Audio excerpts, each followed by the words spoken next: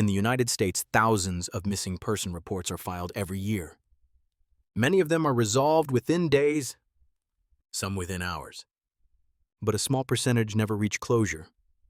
Among those cases, the most disturbing are not the ones involving strangers or dark alleys, but the ones that begin inside a home. A locked door, familiar walls, and a silence that arrives without warning. In late May of 2017, in a quiet town in Alabama, that silence descended on a small household along the Coosa River. Within a single day, 2 people vanished without a trace. A 42-year-old mother and her 14-year-old son. No goodbye messages, no financial activity, no social media posts, no medical records. Their phones were turned off. Their personal belongings were gone, and the house they lived in was locked from the inside. According to national data, most runaway cases involving minors show some form of digital footprint within 48 hours. Bank usage, phone pings, transportation records, or contact with friends. In this case, there was nothing. From the morning of May 30th onward, Susan Lynn Osborne and her son Evan Osborne ceased to exist in any measurable way. Not a single confirmed interaction with the outside world has been documented since that day. These horrifying stories are more than just cold headlines on the front page. They are sharp slices of the darkest corners of human nature, where the lines between safety and danger blur inside ordinary lives. To not miss any of the next files, any of the criminal portraits I'm about to open, hit subscribe and the notification bell icon now. Because in the world of crime, the truth never gets old. Wetumpka, Alabama, is not the kind of place people associate with mystery or violence. It is a small community known for its riverside scenery, quiet neighborhoods, and familiar faces. The home on Waterview Drive sat back from the road, surrounded by trees, with the sound of insects at night and water moving slowly nearby. It looked like a place designed for calm, for rebuilding, for starting over. Susan Osborne had already rebuilt her life more than once. She was a devoted mother, described by those close to her as patient, steady, and deeply committed to her children. Evan, her son, was known for his intelligence and maturity. He loved science, chess, and routine. His health required careful monitoring, regular appointments, and medication that could not simply be skipped or delayed. Susan never missed those obligations. Not once. Yet on Memorial Day weekend in 2017, Susan and Evan did not show up for scheduled commitments. Phone calls went unanswered. Messages piled up. Family members assumed at first that there was a reasonable explanation. A short trip. A change of plans. But as hours turned into days and days into weeks, that explanation collapsed. When law enforcement finally stepped inside the house on Waterview Drive, there were no signs of a struggle. But there were also no signs of Susan or Evan ever returning. What remained behind was not evidence of departure, but the impression of erasure. And at the center of that erasure stood the last person known to have lived with them. This is not just a story about 2 people who disappeared. It is a case that raises uncomfortable questions about control, silence, and what can happen behind closed doors when the truth is buried before it ever reaches the outside world. Before her name became attached to a missing person case, Susan Lynn Osborne lived a life that, by most accounts, was unremarkable in the best possible way. She was born on August 22, 1972, into a stable Midwestern household. She grew up alongside 2 brothers, Brian and Jason, and a sister named Nancy. The family environment was calm, structured, and supportive.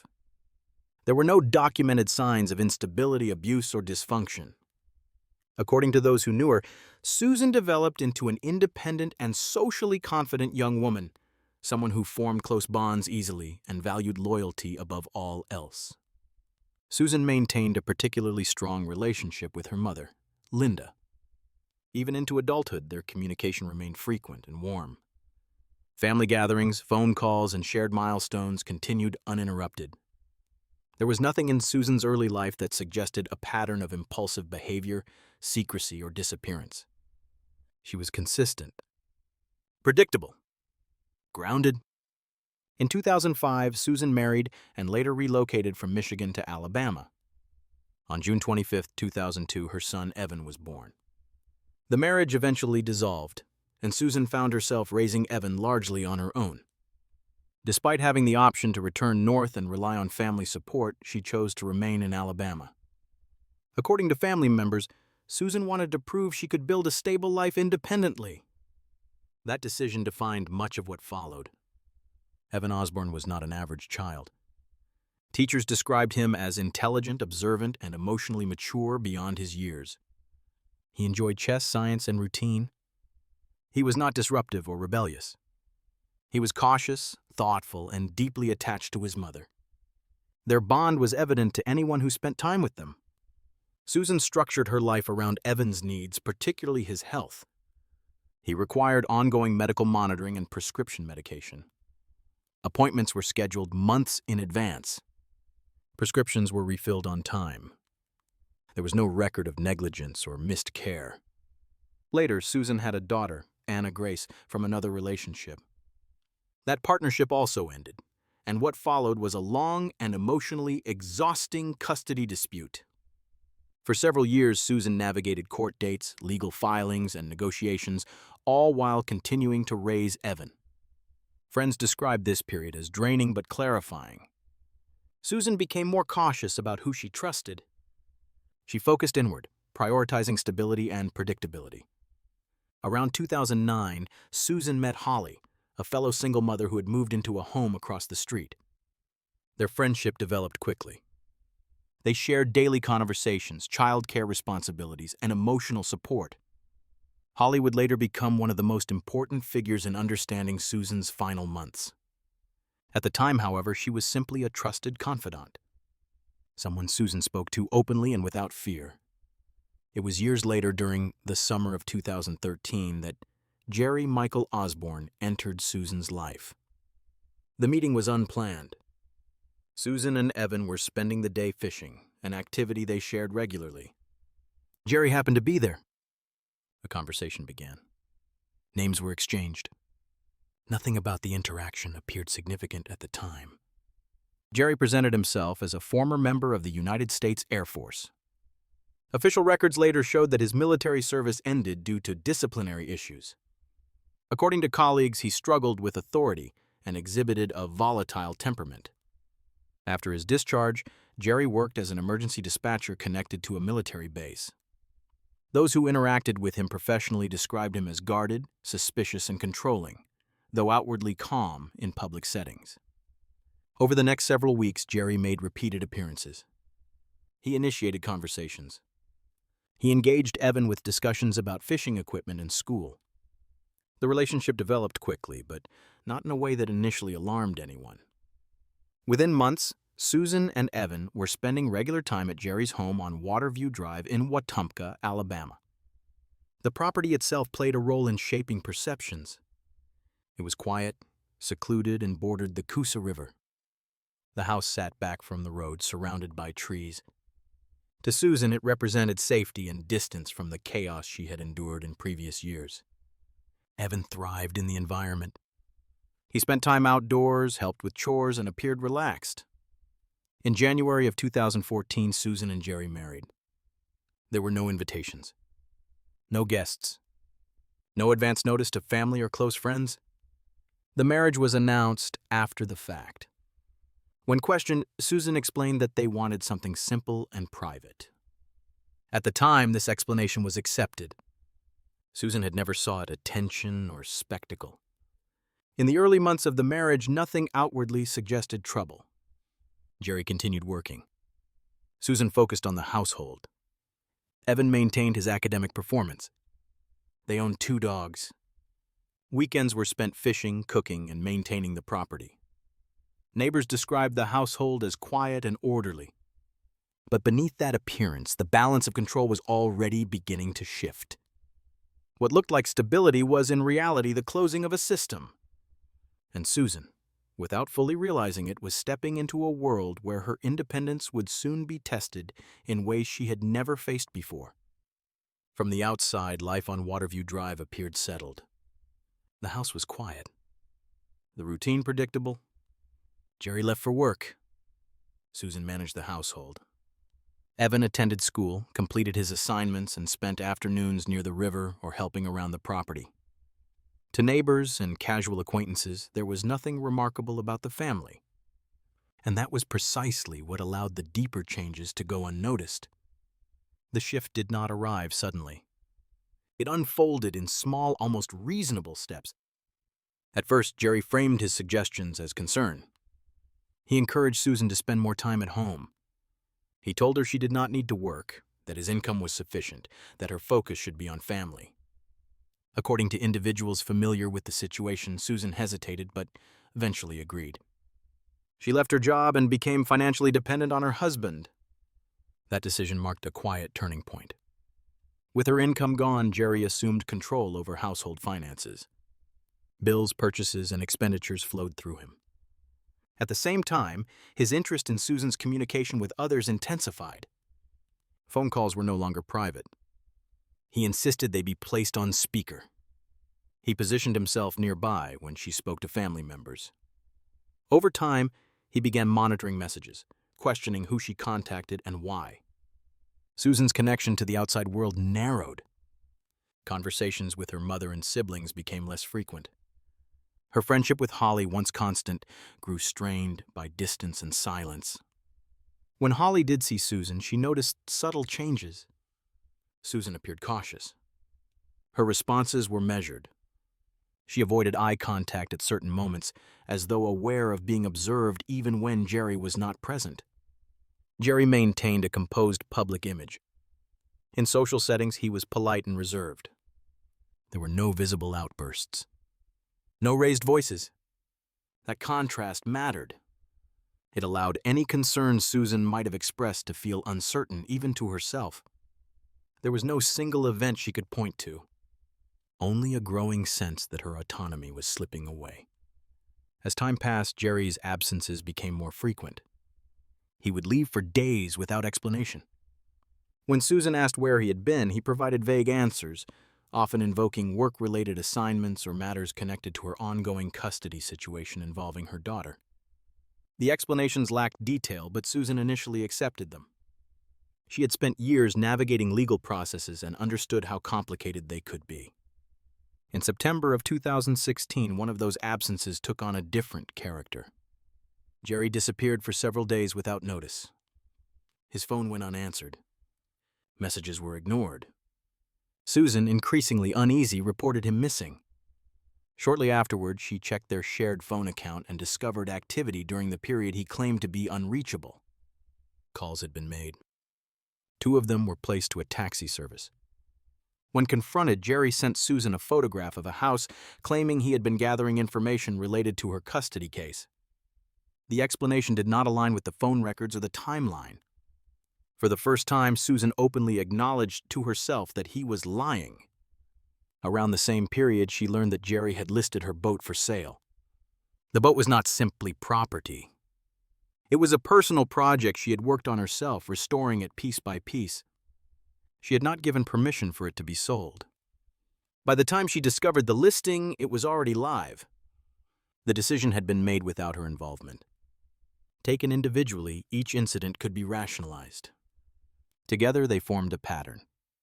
Jerry was making unilateral decisions about Susan's possessions, movements, and relationships. He was shaping the environment around her into a closed system, one where information entered and exited only through him. Susan spoke little about these developments. When plans were canceled or messages went unanswered, she attributed it to fatigue or stress. Holly, however, noticed a significant change. Susan shifted from texting to email, an unusual move for someone who had always preferred quick, casual communication. In retrospect, Holly would understand this as an attempt to avoid surveillance. The turning point came when Susan discovered evidence of Jerry's infidelity. She found messages indicating that he had spent an evening with another woman named Brittany, including a visit to a club and an overnight stay at a hotel. Susan documented what she found, taking screenshots and sending them to Holly. The confirmation removed any remaining doubt. Holly urged Susan to leave. She offered her home in Florida as a place to stay, suggesting that Susan bring both Evan and Anna Grace to get distance and clarity. Susan considered the idea but hesitated. Leaving meant confrontation. It meant escalation. And Susan was still trying to understand the full scope of what she was dealing with. Not long afterward, Susan uncovered something far more disturbing. She found an online profile associated with Jerry on a website advertising escort services to male clients. The images did not show his face, but his tattoos were unmistakable. The phone number matched his. At first, Susan hoped the profile was old. It had been created years earlier, before they met in another state. But activity logs showed recent use. Conversations were ongoing. Susan shared the information with Holly. The discovery erased any remaining illusions. This was not a misunderstanding or a single act of deception. It pointed to a parallel life, one Jerry had concealed throughout their marriage. Shortly after, Susan moved into a separate bedroom. When Jerry questioned the change, she did not confront him directly. Instead, she asked indirect questions, probing his reactions. Jerry denied everything. He dismissed the messages, rejected the profile, and altered the subject whenever possible. By the spring of 2017, Susan had reached a conclusion she did not voice publicly but acknowledged privately. She could not remain in the marriage. She began discussing plans to attend Holly's upcoming wedding in Florida. She would serve as maid of honor. Evan would travel with her. It would be a temporary escape, a chance to think. What Susan did not know was whether she would have the opportunity to leave at all. The final days of May in 2017 unfolded without drama. At least not on the surface. On May 26th, Susan Osborne visited her daughter Anna Grace, who was living with her father. Later that day, she spoke with Holly by phone. Susan mentioned an ordinary detail, a letter that had arrived at her house addressed to Holly's former residence. She promised to forward it the following week. There was nothing in her tone that suggested fear or urgency. That same day, Evan stayed home from school. He was not feeling well, a routine occurrence given his health history. Susan had handled situations like this countless times before. She was attentive and methodical. According to those who knew her best, she would never have left Evan unattended or failed to follow through with his medical care. On May 28th, Susan and Holly spoke again. The conversation was casual, focused on wedding plans and travel logistics for the upcoming ceremony in Florida. Evan was expected to accompany Susan. It would be a short trip, an opportunity to rest and think. On Memorial Day, May 29th, text messages were exchanged throughout the day. Nothing seemed unusual. That evening, Holly sent another message. There was no response. At first, the silence did not register as alarming. Susan did not respond instantly to every message. But by the following morning, concern began to grow. Calls went unanswered. Texts remained unread. By midday on May 30th, both Susan's and Evan's phones went straight to voicemail. Family members attempted contact as well. There were no replies. No social media activity. No bank transactions. The silence was complete. That same day, Anna Grace arrived at the house on Waterview Drive with her paternal grandmother. Evan had a medical appointment scheduled, and she wanted to drop something off. Instead of Susan, they were greeted by Jerry Osborne. According to their account, Jerry appeared agitated and visibly sweaty. He refused to let them inside, stating that the house was a mess. He claimed Susan had left him, taken Evan, and gone away with another man. He offered no timeline and became irritated when questioned. The door was closed, ending the encounter. The next day, Evan failed to appear for his medical appointment. That absence was decisive. Susan had never missed an appointment related to Evan's health. Not once. For Holly, the realization was immediate. This was not a misunderstanding. This was not a spontaneous trip. Something was wrong. Days turned into weeks. Messages continued to go unanswered. At the end of June, Susan's mother mailed her a letter.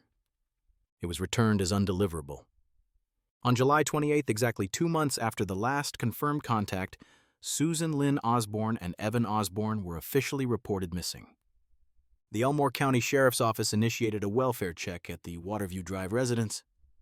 When officers arrived, they were met by Jerry Osborne. He appeared unprepared for the visit and asked them to keep it brief. He stated that Susan and Evan had left 2 months earlier, following an argument on Memorial Day. According to Jerry, a man had arrived in a vehicle and picked them up. His description of that man changed. In one version, the individual was a stranger. In another, Jerry suggested it might have been Susan's brother. The vehicle alternated between a truck and a silver Nissan SUV. None of the details could be corroborated. Investigators reviewed financial records, phone logs, and travel data. From May 30th onward, there was nothing. No purchases. No phone activity. No transportation records. Evan's prescriptions had not been refilled. His medical providers had not been contacted. For a child who depended on ongoing treatment, this absence was deeply concerning. During an initial walkthrough of the home, officers found no signs of a struggle. What they did find was absence. Susan's and Evan's personal belongings were gone. Clothing, documents, everyday items. It was as though they had been erased from the space. A second search, conducted with a warrant, revealed extensive renovations. Floors had been replaced. Walls repainted. Rooms reconfigured. Jerry explained that Susan had written offensive messages on the walls before leaving, forcing him to repaint. Investigators found no evidence to support that claim. There were no paint cans, no residue, no markings. Jerry stated that he had removed hardwood floors himself to receive a contractor discount. The contractor later denied offering such an arrangement. Records showed that Jerry purchased renovation materials during the first week of June, immediately after Susan and Evan disappeared. Neighbors came forward with additional observations. On the night of May 29th into May 30th, they heard sounds resembling gunshots. In the days that followed, Jerry was seen burning large fires in his yard. The smoke was thick, the heat intense. These fires continued for several days. Jerry's father was observed assisting. Jerry later claimed they were disposing of construction debris. The family dogs disappeared during this period. On June 12th, Jerry surrendered them to a local shelter, claiming they were strays. On intake paperwork, he listed one of the dogs under Susan's name. Shelter staff found the behavior unsettling. Investigators discovered that Jerry had removed the home's original security camera system and replaced it with a new one. The original footage was gone. He had also transported unknown materials to dumpsters at Maxwell Air Force Base, where he worked, without authorization. In early July, forensic teams conducted a luminol examination of the home. Approximately 20 biological stains were identified in the kitchen, bathroom, and laundry room. DNA analysis later confirmed the presence of Susan Lynn Osborne and Evan Osborne. The findings established that a violent event had occurred inside the house. Search dogs alerted to a shed at the edge of the property. It was dismantled, but no remains were found. Searches expanded to the river and surrounding land. Drones, dive teams, and volunteers found nothing. Jerry Osborne refused further cooperation. He retained legal counsel and invoked his right to remain silent. Without bodies or eyewitnesses, prosecutors could not move forward. 37 days after Susan vanished, Jerry filed for divorce. It was granted. He sold the house. He moved on. The case remains open. In the years since Susan Lynn Osborne and her son Evan vanished, the absence they left behind has become permanent. Their case remains open, suspended in a space where suspicion is strong, but legal certainty is out of reach. No arrests have been made, no charges filed, and no official resolution has been offered to the family, who continues to wait. From a legal standpoint, the obstacle is clear. Without physical remains or a direct eyewitness account, prosecutors lack the final piece required to move forward. The evidence collected points to violence inside the home on Waterview Drive. DNA confirmed that both Susan and Evan were harmed there. The renovations, the destruction of surveillance footage, the unexplained fires, and the inconsistent statements form a pattern that investigators have documented carefully. But pattern alone is not enough to secure a conviction. 37 days after Susan disappeared, Jerry Osborne filed for divorce. With Susan unable to contest the filing, it was granted without resistance. He later sold the house at the center of the investigation, effectively removing it from immediate law enforcement access. He relocated to another town, began a new relationship, and withdrew entirely from public view. He has never given an interview. He has never issued a statement. And he has never offered an explanation that aligns with the documented evidence. Each year on May 29th, members of the Wetumpka community gather near the river. Candles are placed on the water. Names are spoken aloud. Susan and Evan are remembered not as a case number, but as a mother and a child whose lives ended without acknowledgement or accountability. These vigils serve a dual purpose. They honor the missing, and they remind authorities that the case has not been forgotten. For Susan's family, time has not softened the questions. They continue to advocate, to speak, and to press for renewed attention. They believe that the truth did not disappear with Susan and Evan. They believe it was concealed. And that concealment, they argue, cannot last forever. Cases like this expose the limits of justice. They reveal how easily control can operate behind closed doors, how isolation can silence warning signs, and how violence does not always announce itself with chaos. Sometimes it arrives quietly, disguised as normalcy, and leaves nothing behind but clean surfaces and unanswered questions. This story is not about speculation or accusation. It is about absence, about a child whose medical needs went unmet without explanation, about a mother who planned to attend a wedding and never arrived, about a home that was altered until it could no longer speak. Justice may be delayed. It may arrive years too late for those who needed it most. But history has shown that silence is rarely permanent. Evidence surfaces, people speak, and truth has a way of resurfacing, even when it has been deliberately buried. For now, the case of Susan Lynn Osborne and Evan Osborne remains unresolved. The file is still open. And until it is closed by truth rather than time, the questions surrounding that house on Waterview Drive will continue to demand answers.